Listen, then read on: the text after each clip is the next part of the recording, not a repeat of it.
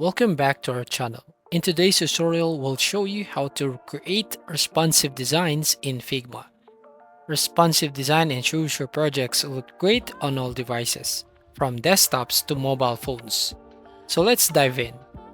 Responsive design in Figma allows you to create layouts that adapt to different screen sizes. This is essential for modern web and app design. We'll start by opening a new file in Figma and setting up our artboards. So first, let's create artboards for different devices. We can use the frame tool right here to draw frames for desktop, tablet, and phone. Now you can also select preset frame sizes from the right sidebar.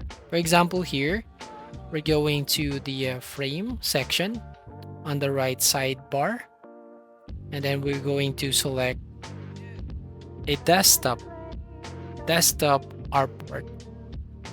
From here, we're going to select the tablet and the mobile. So this gives us a clear starting point for designing responsively.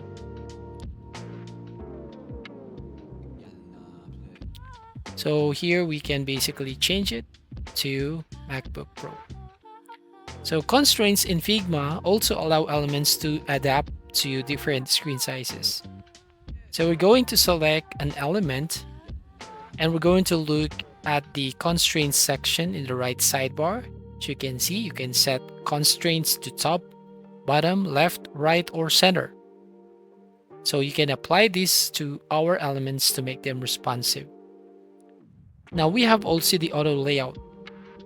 Auto layout is a powerful feature for creating responsive designs. It allows you to create flexible and adaptive layouts. So select a group of elements here, and then we're going to right click and click on Add Auto Layout, or use the shortcut Shift+A on your keyboard.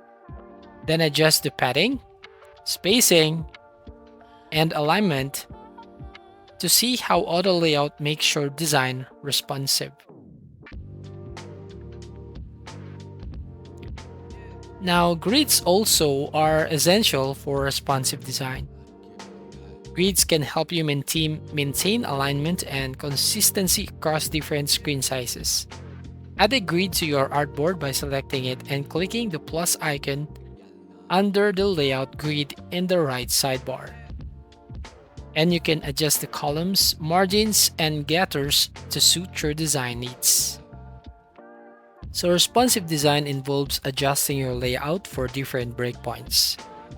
Start by designing your layout for the desktop, for example here. Then adapt the design for tablet and also for mobile by adjusting the elements, resizing image, and changing the layout as needed. So this ensures your design looks great on all devices. For example, we're going to put the image or the web page here on the desktop. Now we're going to add the website here on the tablet.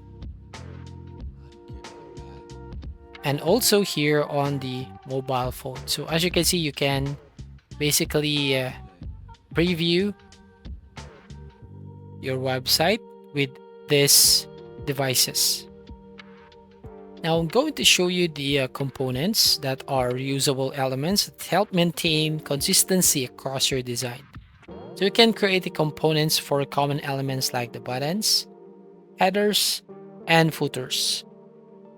So you just need to go here on the left sidebar and find the columns or components, and we can add something like button or the footer. So for example here, I just added a button and then we can add a footer.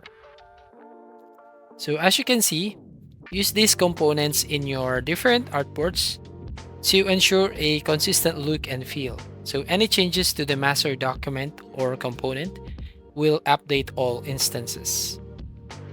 Now once your design is complete, it's important to preview and test your design.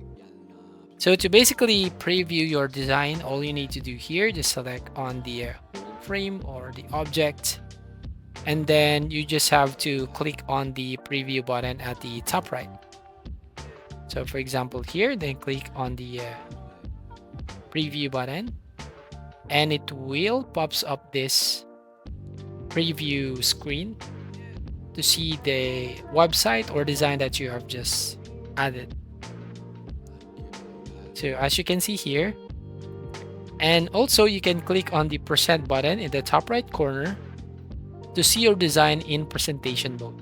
So use the device frames to preview how your design looks on different screen sizes, and this helps you identify any issues and make necessary adjustments. So that's it. You've learned how to create responsive designs in Figma.